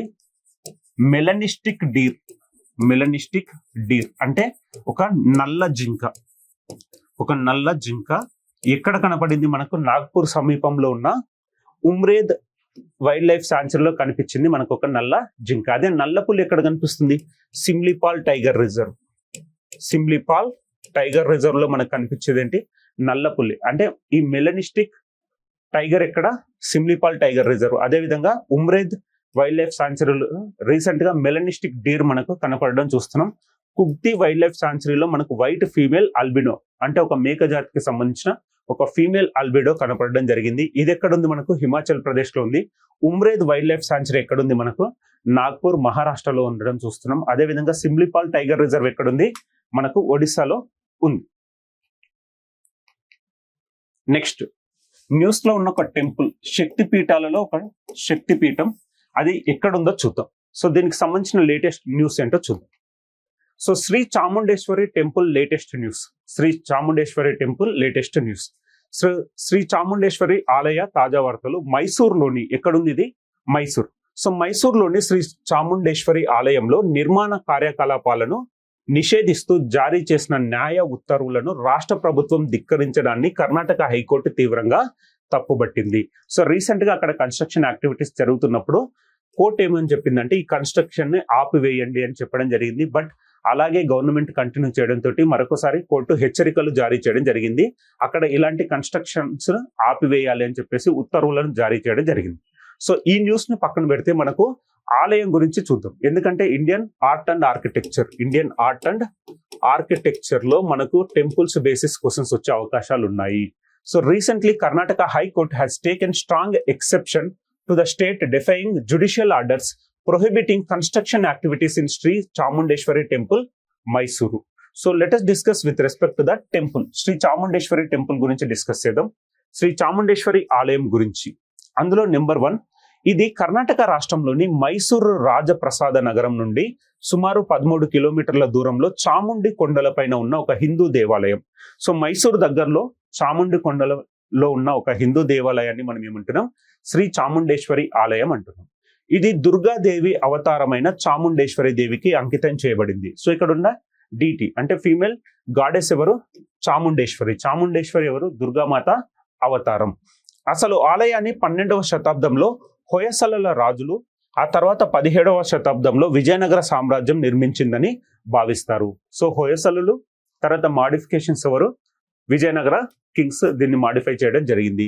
అయితే 17వ శతాబ్దం మధ్యకాలంలో మైసూరు మహారాజు దొడ్డ దేవరాజుచే ఆలయానికి దారి తీసే సుమారు 1000 రాతి మెట్లు చెక్కబడడం గమనార్హం. బికాజ్ ఇది కొండల పైన ఉంటుంది. ఆ కొండల పేర్లు మనం ఏమంటున్నాం? చాముండి కొండలు. మైసూరు దగ్గరలో ఉండే చాముండి కొండలపై ఉన్న టెంపుల్ ని చాముండేశ్వరి ఆలయం అంటున్నాం. ఇది 12వ శతాబ్దానికి సంబంధించిన హొయసలుల నుంచి వాళ్ళు నిర్మించారని భావించారు. తర్వాత దీనికి మాడిఫికేషన్ చేసిన వాళ్ళు విజయనగర కింగ్స్. అదేవిధంగా 17th సెంచరీలో ఈ కొండపై వెళ్ళడానికి మనకు ఒక మెట్లను, రాతి మెట్లను కన్స్ట్రక్షన్ చేసిన కింగ్ ఎవరు అంటే దొడ్డ దేవరాజు. సో మహారాజా, మైసూర్ మహారాజా దొడ్డ దేవరాజు అనే వ్యక్తి ఆ టైం పీరియడ్ లో ఈ రాతి మెట్లను చెక్కించాడని ప్రసిద్ధి. అన్నింటికి మించి దీనిని శక్తి పీఠంగా పరిగణిస్తారు మరియు ఇది 18 మహాశక్తి పీఠాలలో ఒకటి. సో ఇండియాలో టోటల్ ఎన్ని శక్తి పీఠాలు ఉన్నాయి? 18 ఉన్నాయి. ఆ 18 శక్తి పీఠాల్లో వన్ ఆఫ్ ద శక్తి పీఠాస్ కాబట్టి మనకి ఎగ్జామినేషన్ లో ఇంపార్టెంట్. ఎప్పుడైనా ఇలాంటి టెంపుల్స్ న్యూస్ లో ఉన్నప్పుడు మనకి ఎగ్జామినేషన్ లో చాలా ఇంపార్టెంట్. బికాస్ ఇప్పుడు కోనార్క్ టెంపుల్ కానీ, పూరి జగన్నాథ్ టెంపుల్ కానీ, అదేవిధంగా అయోధ్య టెంపుల్ కానీ, ఇవన్నీ రీసెంట్ గా న్యూస్ లో ఉన్న టెంపుల్స్. వీటి బేసిస్ లో మనకు క్వశ్చన్స్ అడిగే అవకాశాలు ఉంటాయి. Art and architecture, A Kings time period దీన్ని కన్స్ట్రక్షన్ చేశారు, ఇది ఏ శైలి ప్రకారం ఉంది అనేది important. So here it is a Hindu temple located on the top of Chamundi Hills about 13 kilometers from the place of Mysore in the state of Karnataka. So the temple constructed on the top of Chamundi Hills which were located near Mysore. Next, it is dedicated to goddess Chamundeshwari who is an avatar of Durga. So ఏ దేవత ఎవరు మనకు? చాముండేశ్వరి, దుర్గాదేవి అవతారంగా మనం భావించడం జరుగుతుంది. The original shrine is considered to be built by Hoysala rulers. Next, modified by Vijayanagara empire. అదేవిధంగా ఇక్కడ 17th సెంచరీలో ఒక 1000 మెట్లను కన్స్ట్రక్షన్ చేయించిన మైసూర్ దేవరాజు, దొడ్డ దేవరాజు, మైసూర్ కింగ్ ఒక 1000 రాతి మెట్లను కన్స్ట్రక్షన్ చేయించారని చెప్పారు. అన్నింటికంటే మించి వన్ ఆఫ్ ద 18 శక్తి పీఠస్, మొత్తం 18 శక్తి పీఠాలు ఉంటే అందులో ఒక శక్తి పీఠంగా మనం మైసూర్ చాముండేశ్వరి దేవిని పరిగణించవచ్చు. సో ఇక్కడ శైలి గురించి మాట్లాడినప్పుడు జనరల్ గా ఇండియాలో ఆర్ట్ అండ్ ఆర్కిటెక్చర్ గురించి మనం మాట్లాడాల్సి వచ్చినప్పుడు 3 రకాల శైలులు ఉంటాయి మనకు. ఒకటి నగారా స్టైల్, నగరా స్టైల్, ఇంకొకటి వేసారా స్టైల్, ఇంకొకటి ద్రవిడియన్ స్టైల్ ఉంటుంది, Dravidian style. So art and architecture చూసుకుంటే మనకు 3 రకాల టెంపుల్స్ మనం ఎక్కువగా చూడొచ్చు. నగరా టెంపుల్స్ అంటాం, నగరా టెంపుల్స్, వేసారా టెంపుల్స్, అదేవిధంగా ద్రవిడియన్ టెంపుల్. నగరా టెంపుల్స్ అంటే నార్థన్ ఇండియాలో ఎక్కువగా మనకు కనిపించే టెంపుల్స్ ని మనం నగరా టైప్ ఆఫ్ కన్స్ట్రక్షన్ అంటున్నాం. అదే సదరన్ ఇండియాలో చూస్తే ద్రవిడియన్ ఆర్కిటెక్చర్ ఉంటుంది. సో ద్రవిడియన్ టెంపుల్స్ మనకు సదరన్ ఇండియాలో ఉంటాయి. వేసారా టెంపుల్ అంటే మనకు కాంబినేషన్ ఆఫ్ నగర and Dravida that exist in central India, అంటే మధ్య భారతదేశంలో మనకు కనిపించే వాటిని మనం వేసారా స్టైల్ ఆఫ్ టెంపుల్స్ అంటున్నాం. సో నగర టైప్ ఆఫ్ టెంపుల్స్ మనకు నార్థన్ ఇండియాలో ఉంటాయి, ద్రవిడియన్ టైప్ ఆఫ్ టెంపుల్స్ మనకి ఎక్కడ ఉంటాయి, సదరన్ ఇండియాలో ఉంటాయి. అదేవిధంగా వేసారా స్టైల్ అంటే మనకు కాంబినేషన్ ఆఫ్ నగర అండ్ ద్రవిడ కాబట్టి ఇది సెంట్రల్ ఇండియాలో ఎక్కువగా కనపడుతుంది. అంటే ఛత్తీస్గఢ్ కానీ ఒరిస్సా కానీ అక్కడ మనం ఎక్కువగా వేసారా టెంపుల్స్ ను చూడవచ్చు. అదే నార్థన్ ఇండియా అయోధ్య లాంటి ప్రాంతాలలో మనకు నగర టైప్ ఆఫ్ కన్స్ట్రక్షన్ ఉంటుంది ఉత్తర భారతదేశంలో. అదే దక్షిణ భారతదేశంలో ఈ టెంపుల్స్ అన్ని అంటే తమిళనాడు కానీ ఆంధ్రప్రదేశ్, తెలంగాణ, అదేవిధంగా కేరళ ఇక్కడ సంబంధించిన టెంపుల్స్ అన్ని మనం ద్రవిడియన్ టైప్ ఆఫ్ టెంపుల్స్ ఉంటాయి, ద్రవిడియన్ టైప్ ఆఫ్ ఆర్కిటెక్చర్. ఇప్పుడు చాముండేశ్వరి మాతా టెంపుల్ కూడా మనకు ద్రవిడియన్ ఆర్కిటెక్చర్ కి సంబంధించిన ఒక టెంపుల్. సో దీన్ని మనం ద్రవిడియన్ ఆర్కిటెక్చర్ అంటున్నాం. ఇందులో శాంక్టమ్, అంతరాలం, అదే విధంగా మనం గోపురం అంటే ఏంటి, శాంక్టమ్ అంటే గర్భగృహం అంటే ఏంటి, మండపం అంటే ఏంటి, అంతరాలం అంటే ఏంటి, ఇవన్నీ కూడా ఎగ్జామినేషన్ పాయింట్ ఆఫ్ లో చూసుకోండి. ఆర్ట్ అండ్ ఆర్కిటెక్చర్ లో వాళ్ళు ఒకవేళ అడిగే అవకాశాలు ఉంటాయి art and architecture. Next news లో ఉండే ఒక మష్రూమ్ న్యూస్ లో ఉండే ఒక మష్రూమ్. సో దానికి సంబంధించింది క్లియర్ గా చూద్దాం. మష్రూమ్ అనేవి మనకి ఎగ్జామినేషన్ లో కూడా ఇలాంటి స్పెసిస్ వచ్చినప్పుడు ఇంపార్టెంట్, ఎందుకంటే ఇవన్నీ ఇంపార్టెంట్ కేటగిరీస్ కి సంబంధించినవి, ఎన్విరాన్మెంట్ కి సంబంధించిన కాజెస్ కాబట్టి మనకు ఖచ్చితంగా ఎగ్జామినేషన్ లో అడిగే అవకాశాలు ఎక్కువగా ఉంటాయి. So let us discuss in detail. So morchella mushroom. So ఇది ఇక్కడ ఇటీవల శ్రీనగర్ లోని షేరీ కాశ్మీర్ వ్యవసాయ మరియు విజ్ఞాన విశ్వవిద్యాలయం నియంత్రిత పరిస్థితులలో మొదటిసారిగా మోర్చెల్లా పుట్టగొడుగులను సాగు చేసింది. సో మోర్చెల్లా పుట్టగొడుగులు జనరల్ గా ఇవేంటంటే అడవులలో పెరిగే పుట్టగొడుగులు, అడవులలో మాత్రమే మనకు కనిపించే అరుదైన పుట్టగొడుగులు మోర్చెల్లా కుటుంబానికి సంబంధించిన పుట్టగొడుగులు. కానీ రీసెంట్ గా వీటిని ఇన్సిట్యూ అంటే ఏంటి, కొన్ని స్పెషల్ కేసెస్ లో ఇండోర్ లో పెంచడం జరిగింది. ఇక్కడ శ్రీనగర్ అంటే జమ్మూ కాశ్మీర్ కి సంబంధించిన మోర్చెల్లా మష్రూమ్స్ ఎప్పుడు మనకు అడవులలో కనిపించేవి, వాళ్ళు ఇప్పుడు మనకు స్పెషల్ కేటగిరీలో ఇండోర్స్ లో పెంచడం జరిగింది. తద్వారా వీటిని అడవులలో కాదు ఈవెన్ ఇండోర్ లో కూడా మనం పెంచవచ్చు అని చెప్పేసి వాళ్ళు నిరూపణ చేయడం జరిగింది. తద్వారా మనకి ఎగ్జామినేషన్ లో అడిగే అవకాశాలు ఉన్నాయి. సో ఇటీవల శ్రీనగర్ లోని షేరీ కాశ్మీర్ వ్యవసాయ మరియు విజ్ఞాన విశ్వవిద్యాలయం నియంత్రిత పరిస్థితులలో మొదటిసారిగా మోర్చెల్లా పుట్టగొడుగులను సాగు చేయడం జరిగింది. So recently the Sher-e Kashmir university agriculture and sciences in Srinagar has cultivated morchella mushroom for the first time in controlled condition. What is the meaning of controlled condition? Indoors లో వాళ్ళు మనకు ఆ గ్రీన్ ఇవి ఉంటాయి కదా, సో గ్రీన్ మ్యాట్స్ ఇవన్నీ ఉంటాయి కదా, అక్కడ నుంచి వాటి పద్ధతులలో దీన్ని పెంచడం జరిగింది. జనరల్ గా ఇవి మనకు అడవులలో మాత్రమే కనిపిస్తాయి, బట్ దీన్ని ఇప్పుడు స్పెషల్ ఛాంబర్స్ లో పెంచడం జరిగింది. ఏ యూనివర్సిటీ మనకు SKUAST Sher-e Kashmir university agriculture and sciences వాళ్ళు స్పెషల్ ఛాంబర్స్ లో వీటిని పెంచడం జరిగింది. ఎప్పుడు మనకు అడవులలో కనిపించే ఈ మష్రూమ్స్ ని వీళ్ళు స్పెషల్ ఛాంబర్స్ లో పెంచడం జరిగింది. తద్వారా మనకు న్యూస్ లో ఉండే మష్రూమ్స్ అన్నమాట. Next, it is an edible mushroom from acronomy group Morels or Morchella is locally known as Kangecha or Gucci mushrooms. So దీన్ని జనరల్ గా గుచ్చి మష్రూమ్స్ అంటున్నాం. ఓకేనా? మోర్చెల్లా పుట్టగొడుగు గురించి ఇది ఆస్కోమైకోటా సమూహానికి చెందిన తినదగిన పుట్టగొడుగు. సో ఎడిబుల్ అంటే ఏంటి? తినదగిన పుట్టగొడుగు. ఏ ఫ్యామిలీకి సంబంధించింది? ఆస్కోమైకోటా. సో ఆస్కోమైకోటా గ్రూప్ కి సంబంధించిన ఒక మష్రూమ్, మైకోటా గ్రూప్ కి సంబంధించిన ఒక మష్రూమ్. జనరల్ గా దీన్ని ఏమంటున్నాం, గుచ్చి మష్రూమ్ అంటున్నాం. సో గుచ్చి మష్రూమ్ అంటున్నాం, బట్ టెక్నికల్ గా మోర్చెల్లా మష్రూమ్ అంటున్నాం. సో మోర్చెల్లా మష్రూమ్ లేదా గుచ్చి మష్రూమ్ రీసెంట్ గా న్యూస్ లో ఉంది. అది ఏ ప్రాంతానికి సంబంధించిందంటే మనకు జమ్మూ కాశ్మీర్ కి సంబంధించిన ఒక మష్రూమ్. రీసెంట్ గా మనకు న్యూస్ లో ఉండే మష్రూమ్స్ ఏంటి, కటర్వా అనే ఒక మష్రూమ్ ఉంటుంది. కటర్వా అనే ఒక మష్రూమ్ న్యూస్ లో ఉంటుంది. అది ఎక్కడ ఉంటుంది, ఫిలిబిత్ టైగర్ రిజర్వ్ లో దొరికే కటర్వా మష్రూమ్ గురించి ఒకసారి చూడండి. ఇదేంటి, ఉత్తరప్రదేశ్ కి సంబంధించిన ఫిలిబిత్ టైగర్ రిజర్వ్ లో అరుదుగా కనిపించే కటర్వా మష్రూమ్. ఓకేనా, అరుదుగా కనిపించే కటర్వా మష్రూమ్. అదే విధంగా న్యూజిలాండ్ కి సంబంధించిన బ్లూ మష్రూమ్ రీసెంట్ గా ఆదిలాబాద్ అడవుల్లో కనిపించింది. సో ఆదిలాబాద్ అడవుల్లో రీసెంట్ గా కనిపించిన బ్లూ మష్రూమ్, అది న్యూజిలాండ్ కి సంబంధించిన మష్రూమ్. బట్ ఏ విధంగా మన తెలంగాణకు సంబంధించి ఆదిలాబాద్ అడవులలో ఆ బ్లూ మష్రూమ్ ఏ విధంగా వచ్చింది, ఏ విధంగా గ్రో అవుతుందో కూడా ఈవెన్ ఇప్పుడు సైంటిస్టులకు అది అంతుపట్టని విషయంగా మారిపోయింది. బికాస్ న్యూజిలాండ్ కి సంబంధించిన మష్రూమ్ ఇప్పుడు ఆదిలాబాద్ లో ఎలా పెరుగుతుంది అనే కోణంలో వాళ్ళు రీసెర్చ్ చేయడం జరుగుతుంది. సో రీసెంట్ గా న్యూస్ లో ఉన్న బ్లూ మష్రూమ్ ఎక్కడ పెరుగుతుంది, న్యూజిలాండ్ కి సంబంధించింది, తెలంగాణలో పెరుగుతుంది. అదే విధంగా కటర్వా మష్రూమ్ ఎక్కడుంది, Pilibhit tiger reserve of Uttar Pradesh లో ఉంది. ఓకేనా, Pilibhit tiger reserve of Uttar Pradesh లో మనం చూస్తున్నది ఏంటి, కటర్వా మష్రూమ్. ఇప్పుడు గుచ్చి మష్రూమ్ లేకపోతే మనం డిస్కస్ చేసింది ఏంటి, మోర్చెల్లా మష్రూమ్ ఆర్ గుచ్చి మష్రూమ్ ఎక్కడుంది, జమ్మూ అండ్ కాశ్మీర్ కి సంబంధించింది. ఇది ఒక స్పెషల్ చాంబర్స్ లో పెరగడం జరుగుతుంది. సో జనరల్ గా అడవులలో మాత్రమే కనిపించే ఇలాంటి మష్రూమ్ ఇప్పుడు స్పెషల్ చాంబర్ లో పెంచుతూ న్యూస్ లో ఉన్న యూనివర్సిటీ ఏంటి అంటే షేర్ ఈ Kashmir university of agriculture and sciences. అదే విధంగా గుర్తుపెట్టుకోవాల్సింది ఏంటి, కటర్వా మష్రూమ్ ఇక్కడ ఫిలిబిత్ టైగర్ రిజర్వ్ దరిదాపుల్లో పెరిగే ఒక మష్రూమ్. దాన్ని మనం కటర్వా మష్రూమ్ అంటున్నాం.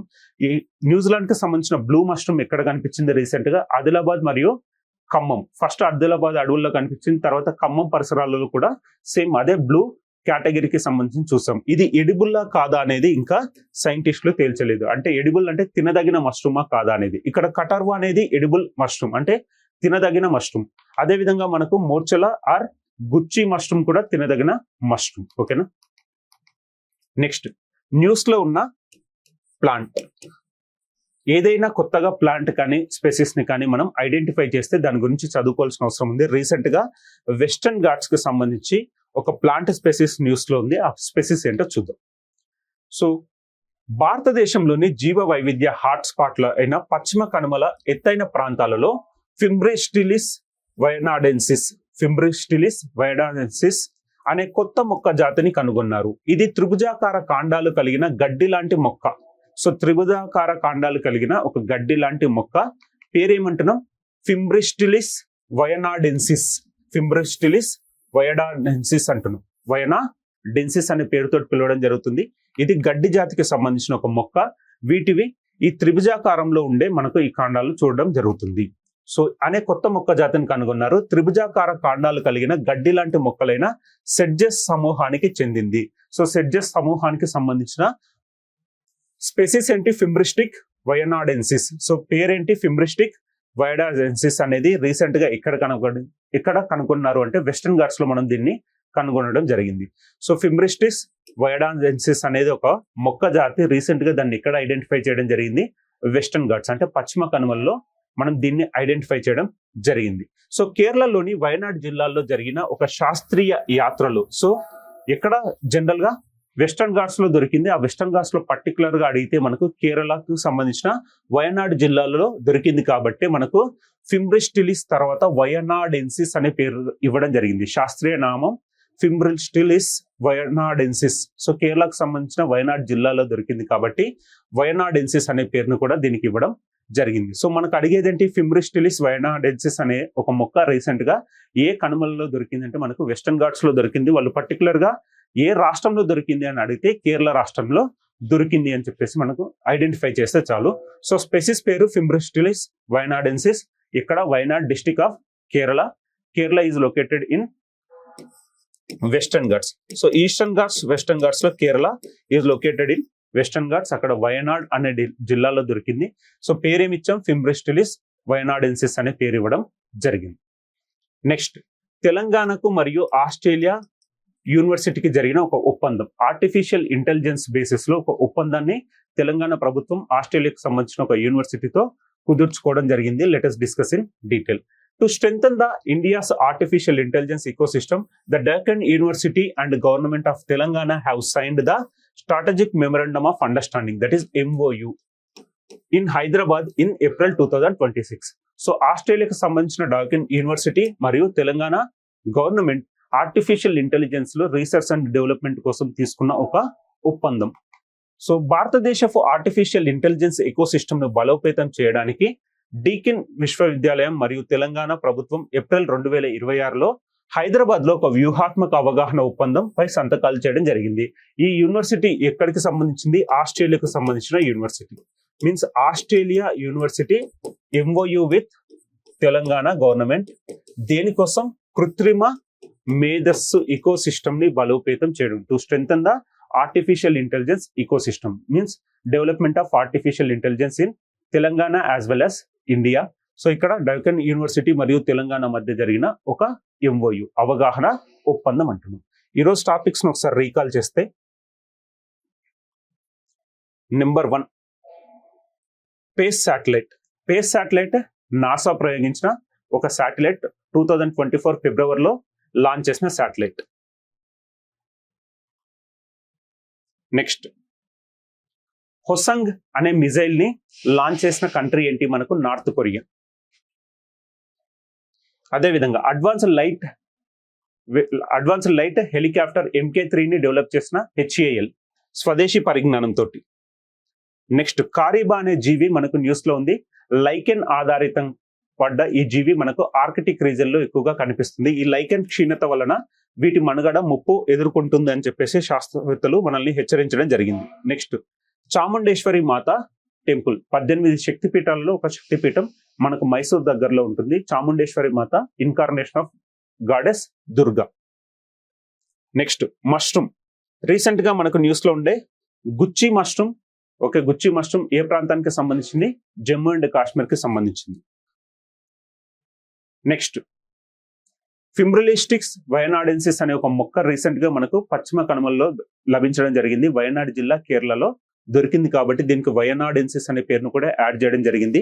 ఒరిజినల్ గా ఫింబ్రిస్టిలిస్ అనే పేరుతోటి ఉంటుంది, దానికి వయనాడెన్సిస్ అనే పేరును కూడా జోడించడం జరిగింది. సో తెలంగాణ గవర్నమెంట్ మరియు ఆస్ట్రేలియాకు సంబంధించిన డెక్కన్ యూనివర్సిటీ మధ్య ఆర్టిఫిషియల్ ఇంటెలిజెన్స్ డెవలప్మెంట్ కోసం ఒక అవగాహన ఒప్పందం కుదిరింది. సో ఈరోజు కాన్సెప్ట్స్ ఇవ్వండి. ఒక 2 minutes టైం తీసుకొని మీరు రాసుకున్న నోట్స్ ఒకసారి రివైజ్ చేయండి, సో దట్ మనం దీనికి సంబంధించిన MCQs చూద్దాం. So today's first question, that is which pollutant can NASA's space satellite now detect at a highly refined scale to pin point emissions from factories. So NASA యొక్క space ఉపగ్రహం ఇప్పుడు ఏ కాలుష్య కారకాన్ని అత్యంత సూక్ష్మ స్థాయిలో గుర్తించి కర్మాగారాల నుండి వెలువడే ఉద్గారాలను గుర్తించగలదు. So question is about space satellite introduced by NASA. So question, which pollutant can NASA's space satellite now detect at highly refined scale to pinpoint emissions from the factories? So factories నుంచి వెలువడే ఆ emissions ని గుర్తించడానికి వీలుగా ఏ emissions ని identify చేస్తుంది. So NASA యొక్క space ఉపగ్రహం ఇప్పుడు ఏ కాలుష్య కారకాన్ని అత్యంత సూక్ష్మ స్థాయిలో గుర్తించి కర్మాగారాల నుండి వెలువడే ఉద్గారాలను గుర్తించగలదు. So option A carbon monoxide, option A carbon monoxide, option B nitrogen dioxide, option C sulphur dioxide, option D methane. So correct option ఏంటి మనకు? Option A carbon monoxide, option B nitrogen dioxide, option C sulphur dioxide, option 4 methane. So recent గా space satellite మనల్ని identify చేసింది, అంటే detect చేసింది ఏంటి? Nitrogen dioxide ని detect చేయడం జరిగింది. ఆప్షన్ బి అనేది మనకు కరెక్ట్ ఆప్షన్.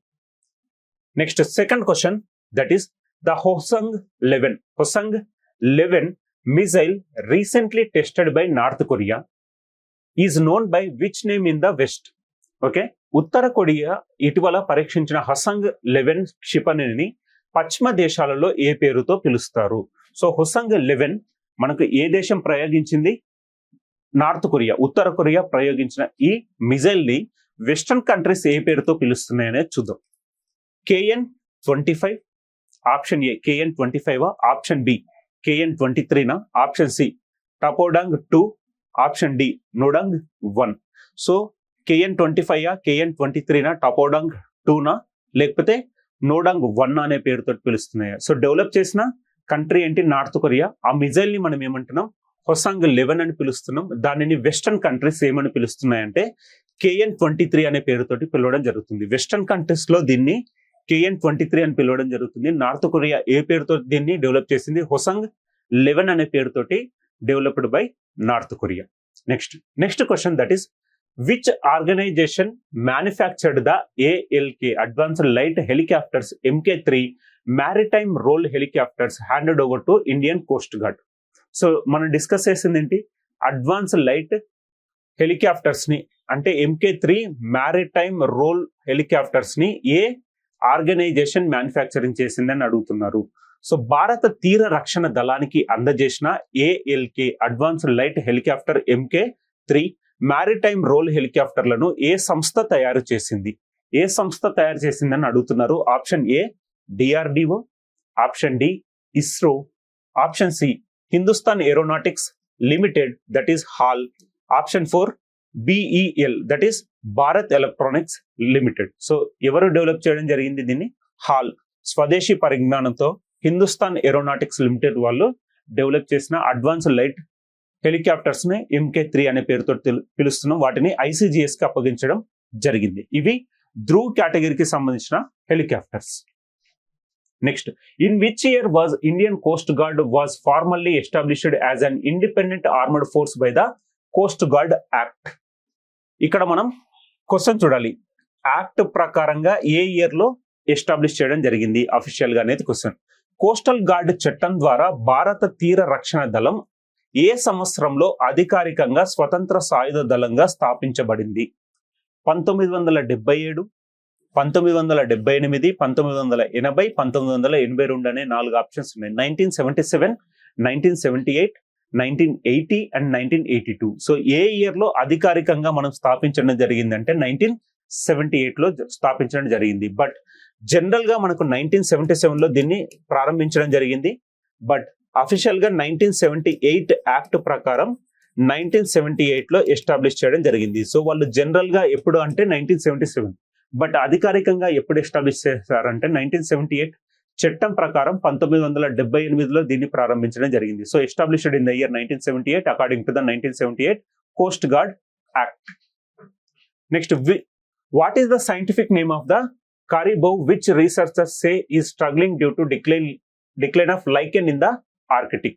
సో ఆర్కిటిక్ లో లైకెన్ తగ్గడం వల్ల మనుగడ సాగించడానికి కష్టపడుతున్న కారిబూ యొక్క శాస్త్రీయ నామం ఏంటి? సో మనం డీర్ ఫ్యామిలీకి సంబంధించిన ఒక జీవి కారిబూ అంటున్నాం. వాటి సైంటిఫిక్ నేమ్ ఏంటి అంటున్నారు. సర్వస్ ఎలాఫస్, రంగీఫర్ టారండస్, అలెస్, ఓడోసిలియస్ అంటున్నారు. టోటల్ 4 పేర్లు ఇచ్చారు ఇక్కడ. సర్వస్ ఎలాఫస్, నెక్స్ట్ రంగీఫర్ టారండస్, నెక్స్ట్ అలెస్, నెక్స్ట్ ఓడోసిలియస్ అంటున్నారు. సో కారిబూ సైంటిఫిక్ నేమ్ ఏంటి మనకు? ఆప్షన్ బి దట్ ఈస్ రంగీఫర్ టారెండస్ అనే పేరుతోటి మనం పిలవడం జరుగుతుంది. జనరల్ నేమ్ ఏంటి? కారిబూ. సైంటిఫిక్ నేమ్ ఏంటి? Rangifer tarandus. Next, the Shri Chamundeshwari temple recently in news regarding construction bans is located on which hills? So ఇక్కడ నిర్మాణ నిషేధాలకు సంబంధించి ఇటీవల వార్తల్లో నిలిచిన శ్రీ చాముండేశ్వరి ఆలయం ఏ కొండలపైన ఉంది? నంది కొండలు, చాముండి కొండలు, నీలగిరి కొండలు, తిరుమల కొండలు. So Nandi hills, Chamundi hills, Nilgiri hills, Tirumala hills అనే 4 ఆప్షన్స్ మనకి ఇవ్వడం జరిగింది. సో ఇక్కడ నిర్మాణ నిషేధాలకు సంబంధించిన ఇటీవల వార్తల్లో నిలిచిన శ్రీ చాముండేశ్వరి ఆలయం ఏ కొండల పైన ఉంది అంటే చాముండి కొండలు. సో చాముండేశ్వరి మాత టెంపుల్ మనకు చాముండి కొండల పైన లొకేట్ చేయబడింది. ఇక్కడ మైసూర్ ప్రాంతానికి సంబంధించిన చాముండి కొండల పైన మనకు నిర్మాణం జరిగింది. సో చాముండి కొండలు. మాత పేరేంటి? దేవత పేరు Chamundeshwari, incarnation of lord goddess Durga. So Durgadevi అవతారం చాముండేశ్వరి మాత. సో మైసూర్ కి దగ్గరలో ఉండే చాముండి కొండల పైన మనకు కన్స్ట్రక్షన్ చేయబడిన చాముండేశ్వరి ఆలయం 18 శక్తిపీఠాల్లో ఒక శక్తిపీఠం. Next, which university recently cultivated the edible morchella mushroom for the first time in controlled conditions? అంటే స్పెషల్ ఛాంబర్స్ లో దీన్ని డెవలప్ చేశారని అడుగుతున్నారు. సో నియంత్రిత పరిస్థితుల్లో మొదటిసారిగా తినదగిన మోరిల్లా పుట్టగొడుగును ఏ విశ్వవిద్యాలయం సాగు చేసింది? Option A Osmania University, option B SKUAST Srinagar, option C Delhi University, option D Banaras Hindu University. So ఏ యూనివర్సిటీ డెవలప్ చేసింది మనకు? Option B, that is Srinagar Agricultural University develop చేసింది. సో ఇక్కడ స్పెషల్ ఛాంబర్స్ లో అంటే నియంత్రిత పరిస్థితులలో పెంచిన మోరిల్లా అనే ఒక మష్రూమ్. సో దాన్ని జనరల్ గా మనం ఏమంటున్నాం, గుచ్చి మష్రూమ్ అనే పేరుతో కూడా పిలుస్తున్నాం. జనరల్ గా ఇవి ఎప్పుడు అరుదుగా అడవుల్లో మాత్రమే కనిపిస్తున్నాయి, బట్ ఇక్కడ మనకు స్పెషల్ ఛాంబర్స్ లో పెంచడం జరిగింది, శ్రీనగర్ కి సంబంధించిన agriculture university. Next, where was the new grass like plant species fimbristylis wayanadensis discovered? గడ్డి వంటి మొక్కల జాతికి చెందిన ఫిమ్రిస్టైలిస్ వయనాడెన్సిస్ ని ఎక్కడ కనుగొనడం జరిగింది? సో మనం ఆ ట్రయాంగిల్ షేప్ లో ఉంటాయి ఆ కాండాలు అని చెప్పేసి డిస్కస్ చేసాం. అది ఎక్కడ కనుగొనడం జరిగింది? ఈస్టర్న్ ఘాట్సా అంటే తూర్పు కనుమలు, ఆప్షన్ బి వెస్టర్న్ ఘాట్స్ అంటే పశ్చిమ కనుమలు, option C Himalayan, option 4 Sundarbans లో దొరికాయి అంటున్నారు. సో ఆప్షన్ ఏది కరెక్ట్ మనకు? పశ్చిమ కనుమ. వెస్టర్న్ ఘాట్స్ లో రీసెంట్ గా మనం ఐడెంటిఫై చేసిన మొక్క జాతి ఇది మనకు కేరళలోని వయనాడ్ లో దొరకడం జరిగింది. Wayanad district of Kerala western Ghats లో దొరకడం జరిగింది. అందుకని ఫిమ్రిస్టైలిస్ కి వయనాడెన్సిస్ అనే పేరును కూడా యాడ్ చేయడం జరిగింది. సైంటిఫిక్ నేమ్ ఏంటి? ఫిమ్రిస్టైలిస్ వయనాడెన్సిస్ పేరుతో చూస్తున్నాం. ఎక్కడ దీన్ని ఐడెంటిఫై చేయడం జరిగింది? వెస్టర్న్ ఘాట్స్ లో ఐడెంటిఫై చేయడం జరిగింది. పర్టికులర్ గా లొకేషన్ అడిగితే Wayanad district of Kerala. Next question, Deakin university signed an MOU with which state government to advance the artificial intelligence ecosystem in April 2026? April 2026లో ఆర్టిఫిషియల్ ఇంటెలిజెన్స్ ఎకోసిస్టమ్ ను అభివృద్ధి చేయడానికి డైకన్ యూనివర్సిటీ ఏ రాష్ట్ర ప్రభుత్వంతో ఒప్పందం కుదుర్చుకుంది? Deakin university belongs to Australia. అది ఏ రాష్ట్ర ప్రభుత్వంతో ఒప్పందం కుదుర్చుకుంది అనేది మన question for artificial intelligence development in terms of ecosystem. ఓకేనా? So Karnataka option A, Tamil Nadu option B, Telangana option C, Andhra Pradesh option 4. So Tamil Nadu, కర్ణాటకన, తెలంగాణ, ఆంధ్రప్రదేశ్ అనేది క్వశ్చన్. రీసెంట్ గా ఏ రాష్ట్ర ప్రభుత్వం అంటే తెలంగాణ రాష్ట్ర ప్రభుత్వం ఆస్ట్రేలియాకు సంబంధించిన డైకన్ యూనివర్సిటీ తోటి ఆర్టిఫిషియల్ ఇంటెలిజెన్స్ కు సంబంధించిన అవగాహన ఒప్పందాన్ని కుదుర్చుకుంది. ఎంఓయుని, మెమరాండమ్ ఆఫ్ అండర్స్టాండింగ్ ని కుదుర్చుకుంది. Next question, what is the motto of Indian Coast guard services? భారత తీర రక్షణ దళం నినాదం ఏంటి? సత్యమేవ జయతే, వయం రక్షం, శంనో వరుణ, సభ శృషం దీప్తం అనేది 4 ఆప్షన్స్ ఇచ్చారు. సో మోటో ఏంటి? సత్యమేవ జయతే, వయం రక్షం, శంనో వరుణ, నెక్స్ట్ నభ శృషం దీప్తం అనేది 4 ఆప్షన్స్ ఇచ్చారు. ఇందులో మోటో ఏంటి? మనకు వయం రక్షం అనే పేరుతోటి మనం ICGS ని చూస్తున్నాం. So established according to the act 1978 coast guard act ప్రకారం ఎస్టాబ్లిష్ అయింది. బట్ అంతకంటే ముందు నార్మల్ గా 1977 లో ఎస్టాబ్లిష్ అయింది. అధికారికంగా మనకు 1978 లో ఎస్టాబ్లిష్ అయింది ICGS. Indian army, navy, air force ఏ విధంగా ఉంటుందో మనకు ICGS కూడా అదే విధంగా ఉంటుంది. ఏ ఇయర్ లో ఎస్టాబ్లిష్ చేశారు? 1978 లో దీన్ని ఏర్పాటు చేయడం జరిగింది. సో ఈ రోజుకి సంబంధించిన 10 క్వశ్చన్స్ డిస్కస్ చేసాం. అదే విధంగా దీనికి సంబంధించిన టాపిక్స్ కూడా డిస్కస్ చేసాం. మీకు ఏదైనా డౌట్స్ ఉంటే యూ కెన్ ఆస్క్. సో మళ్ళీ చెప్తున్నాను, రివిజన్ అనేది చాలా ఇంపార్టెంట్. మీరు ఎంత చదివినా కానీ దాన్ని టైం టు టైం రివైజ్ చేయండి. డైలీ మీరు చదివింది మార్నింగ్ నుంచి నైట్ వరకు ఏదైతే చదువుతారో అది మీరు నైట్ పడుకునే ముందు ఖచ్చితంగా ఒక హాఫ్ అన్ అవర్ దానికి కేటాయించి చదవండి. మళ్ళీ 1-4-7 అనే రూల్, ఒక 4th డే ఖచ్చితంగా రివైజ్ చేయాలి, తర్వాత 7th డే ఖచ్చితంగా రివైజ్ చేయాలి. ఈ రోజు మీరు చదివింది నైట్ మీరు పడుకునే ముందు ఖచ్చితంగా రివైజ్ చేయండి. మళ్ళీ నెక్స్ట్ రోజు మీరు చదివేటప్పుడు స్టార్టింగ్ లో ఒకసారి నిన్న చదివిందంతా కూడా ఒకసారి రివైజ్ చేసిన తర్వాతనే నెక్స్ట్ టాపిక్ స్టార్ట్ చేయండి. ఆర్ఎల్స్ మనకు అవి గుర్తుండవు. మనం చదివామనుకుంటాం కానీ అది మన మైండ్ లో నుంచి వెళ్ళిపోయే అవకాశం ఉంది. ఖచ్చితంగా మీరు టైం టు టైం రివైజ్ చేస్తేనే ఇవన్నీ గుర్తుంటాయి. ఈ రోజు మనం స్పేస్ శాటిలైట్ గురించి డిస్కస్ చేస్తాం, బట్ మనం స్పాట్ శాటిలైట్ గురించి కూడా మళ్ళీ ఇంకొకసారి డిస్కస్ చేయాల్సి వచ్చింది. బికాస్ స్పేస్ శాటిలైట్ మనకి ఎవరు నాసా వాళ్ళు తీసుకొచ్చారు. బట్ స్వాట్ శాటిలైట్ ని నాసా మరియు కెనడా ఇద్దరు సంయుక్తంగా తీసుకొచ్చింది స్వాట్ శాటిలైట్. స్వాట్ శాటిలైట్ గురించి ఈ రోజు ఎందుకు డిస్కస్ చేసామంటే లాస్ట్ ఒక 10 days బ్యాక్ మనం స్వాట్ శాటిలైట్ గురించి డిస్కస్ చేసాము. ఈ రోజు శాటిలైట్ కి సంబంధించిన ఒక ఇష్యూ వచ్చింది కాబట్టి అక్కడ మనం ముందు డిస్కస్ చేసుకున్న శాటిలైట్ స్వాట్ శాటిలైట్ ను కూడా ఈ రోజు మళ్ళీ ఇంకొకసారి రీకాల్ చేసాం. సో అదే విధంగా మీరు చదువుకునేటప్పుడు కూడా ఏదైనా దానికి రిలేటెడ్ గా యాక్టివిటీ వస్తే దానికి సంబంధించింది ఒకసారి రీకాల్ చేయండి. ఎగ్జాంపుల్ మనం డిసీజెస్ గురించి డిస్కస్ చేస్తాం. షుగర్లోసిస్ అనే డిసీజ్ ఎక్కడ వచ్చింది? కేరళలో రావడం జరిగింది. షుగర్లోసిస్ అనే డిసీజ్ కేరళలో వచ్చింది. ఇదొక బ్యాక్టీరియల్ డిసీజ్. అదేవిధంగా బంగ్లాదేశ్ రీజనల్ గా మిజల్స్ అనే ఒక డిసీజ్ తోటి పోరాడుతుంది, తట్టు. సో చిన్నపిల్లలకు తట్టు వ్యాధి వ్యాపిస్తుంది అని చెప్పేసి వాళ్ళు ఒక వ్యాక్సినేషన్ ప్రోగ్రామ్ ని తీసుకొని రావడం జరిగింది. సో ఈ వ్యాక్సినేషన్ ప్రోగ్రామ్ దేనికి సంబంధించింది? వైరల్ డిసీజ్ మిజల్స్ కి సంబంధించింది.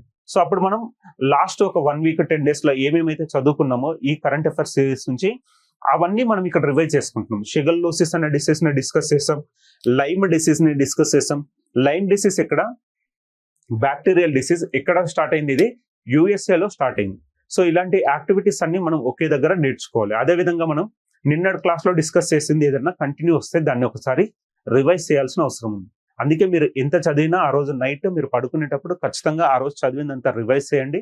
మళ్ళీ నెక్స్ట్ డే మీరు స్టార్ట్ చేసేటప్పుడు ఒకసారి అది చదివిన తర్వాతనే మళ్ళీ ఫ్రెష్ గా స్టార్ట్ చేయండి. సో రివిజన్ చేస్తే మనకు ఖచ్చితంగా గుర్తుంటుంది. మనం చాలా మంది ఎగ్జామినేషన్ కి వెళ్ళినప్పుడు చెప్పేది ఏంటి, ఆ టైంలో నాకు అది గుర్తుకు రాలేదు అంటుంది. ఎందుకంటే మనం చదివింది ఎక్కడో మన మైండ్ లో ఉంటుంది, కానీ రివైజ్ చేస్తే మనకి ఎప్పుడూ గుర్తుంటుంది. సో రివిజన్ చేయని వాళ్ళు తరచుగా చెప్పే మాట ఏంటంటే నాకు అక్కడికి వెళ్ళిన తర్వాత అది గుర్తుకు రాలేదు అనేది. ఎందుకు గుర్తుకు రాదు అంటే మనం ఎప్పుడో చదివేసి ఉంటాం. సో మన మైండ్ కూడా దాన్ని ఎక్కువగా రివైజ్ చేస్తుంటేనే అది పైన ఉంటుంది, లేకపోతే ఎక్కడో కింద స్టోర్ అయిపోయి ఉంటుంది. కాబట్టి రివిజన్ చేస్తుంటే ఎప్పుడు అన్ని మన మైండ్ లో కూడా ఫ్రెష్ గా ఉంటాయి కాబట్టి మనం దాన్ని ఈజీగా గుర్తించే అవకాశం ఉంది. So give more priority for revision. So ఏదైనా సరే కరెంట్ అఫైర్స్ అనే కాదు, ఇండియన్ హిస్టరీ చదివినా, జాగ్రఫీ చదివినా, ఎన్విరాన్మెంట్ చదివినా, సో సోషియాలజీ ఏ సబ్జెక్ట్ చదివినా ఖచ్చితంగా మీరు రివైజ్ చేయాల్సింది. రివిజన్ చేస్తే ఒకసారి మీరు రివైజ్ చేసి చూడండి, మీకే ఆ మార్పు అర్థమవుతుంది ఏముంటుంది. ఓకేనా?